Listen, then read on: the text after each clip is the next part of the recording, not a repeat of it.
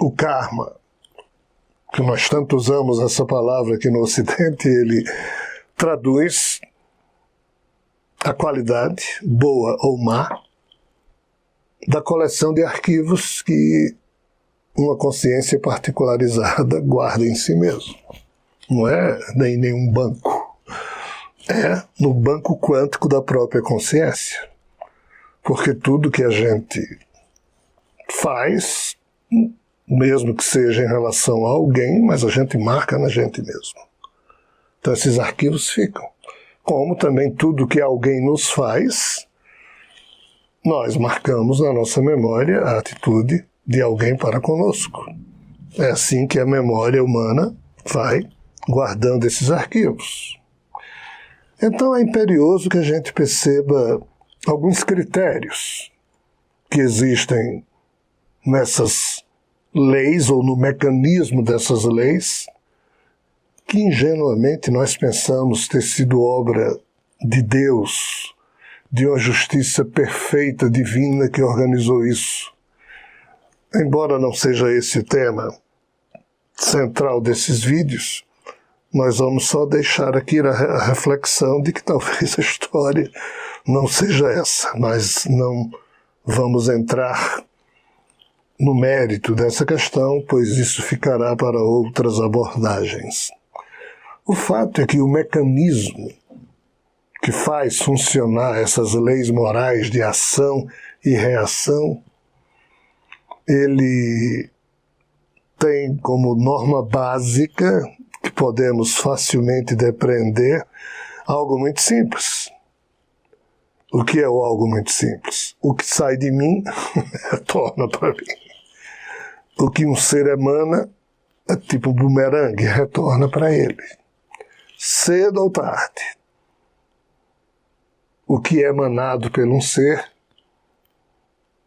a consequência disso volta para ele. Seja algo maravilhoso, seja algo terrivelmente complicado. É o karma positivo, é o karma negativo. Ah, mas foi Deus que organizou as coisas assim.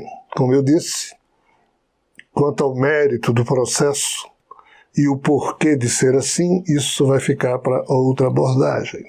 Apenas, na nossa abordagem atual, na nossa reflexão atual, vamos partir do pressuposto de que é assim.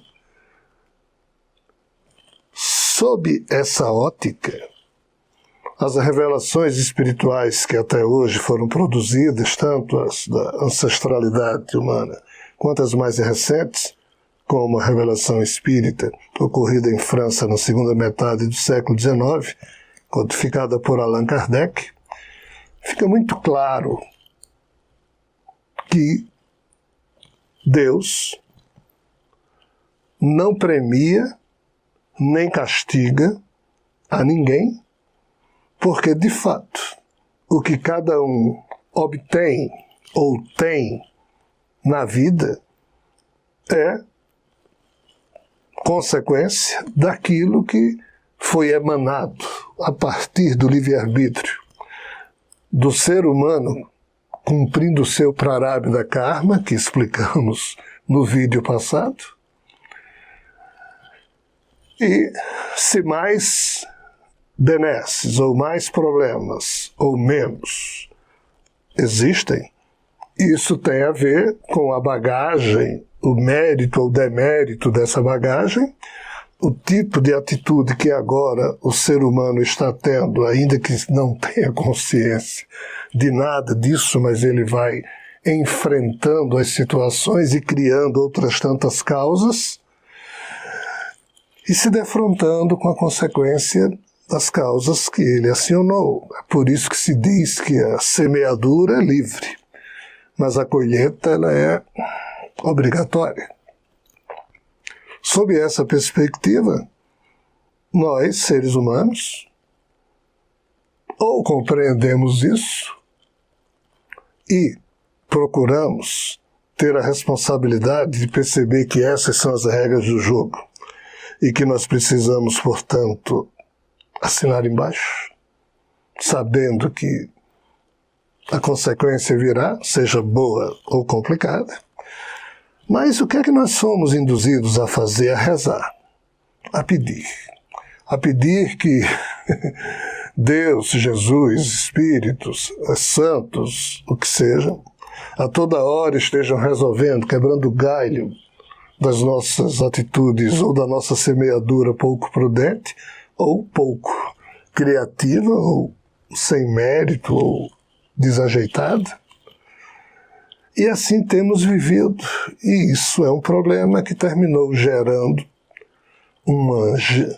uma perspectiva muito pesada em termos de resultados que a vida terrestre está ofertando, não a fulano ou a beltrano, mas a todos que estão vivendo aqui nessa casa planetária, e surge uma perspectiva de um karma coletivo desagradável, pesado, e a pergunta é, mas por que nós somos tão bonzinhos?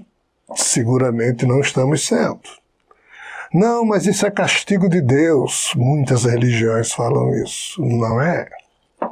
Mesmo o Livro dos Espíritos contém um ou outro equívoco dos médiuns e espíritos que na época responderam, e eles usam muito a expressão Deus está punindo, Deus está fazendo isso, Deus gosta, não gosta.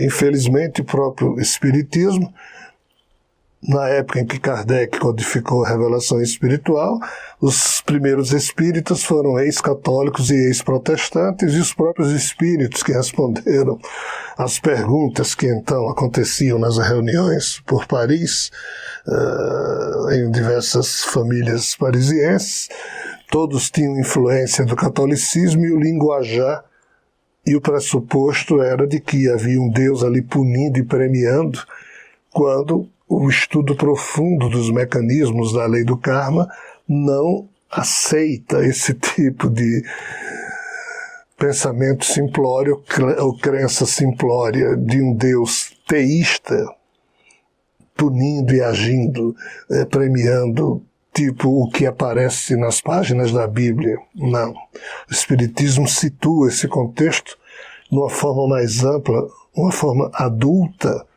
mas que, infelizmente, o próprio Espiritismo esquece disso e termina enverandando pelos velhos hábitos de espíritos que foram católicos em muitas vidas, protestantes, e que mesmo hoje, sendo espíritas, agem da mesma forma. Mas não, Deus não pune ninguém. Deus a ninguém premia. Tudo é resultado do mecanismo do próprio livre-arbítrio. Sob essa perspectiva, na hora em que você vê um cenário muito pesado, posto como sendo o nosso amanhã planetário, aí a gente se pergunta, será isso um castigo? Será isso um azar? Não, não é. É o jogo de consequências. E aqui duas componentes entram, vamos assim dizer, na necessária análise daqueles que tentam entender, fazer a leitura da realidade com honestidade e não colecionar certezas indevidas, porque a religião simplifica tudo dizendo é Deus, é Deus, é Deus, quando não é. Quais são essas duas componentes? A natureza que conhecemos, ela é inclemente. Ela não é piedosa.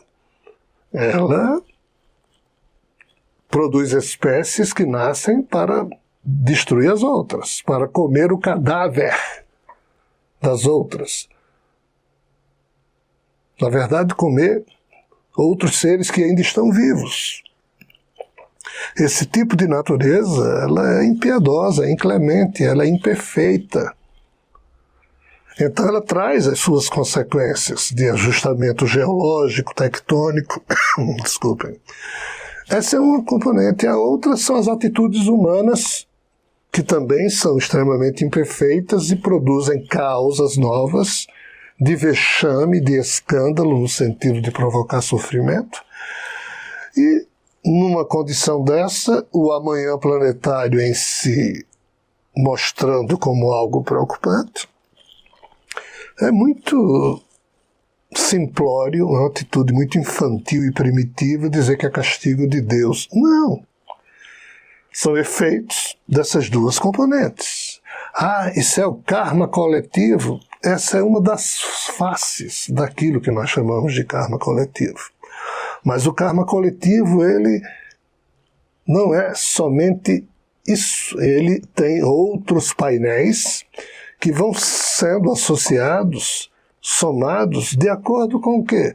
De acordo com que os membros de uma espécie vão, com os seus karmas pessoais, que a gente já entendeu o que é, vão somando, vão tornando mais complexo o acumulado de pendências, e estas, quando chega o momento de cobrarem os termos das atitudes dos agentes que provocaram aquelas pendências, essas cobranças não são agradáveis. Elas vêm sob a forma de eventos dolorosos, de eventos kármicos no sentido de cobrança inclemente, e nessas horas, na ausência de habilidade, na ausência de méritos, na ausência de sabedoria e na ausência de elegância pessoal, tudo que a gente faz é orar e reclamar de Deus, orar para Deus e reclamar de Deus e esperar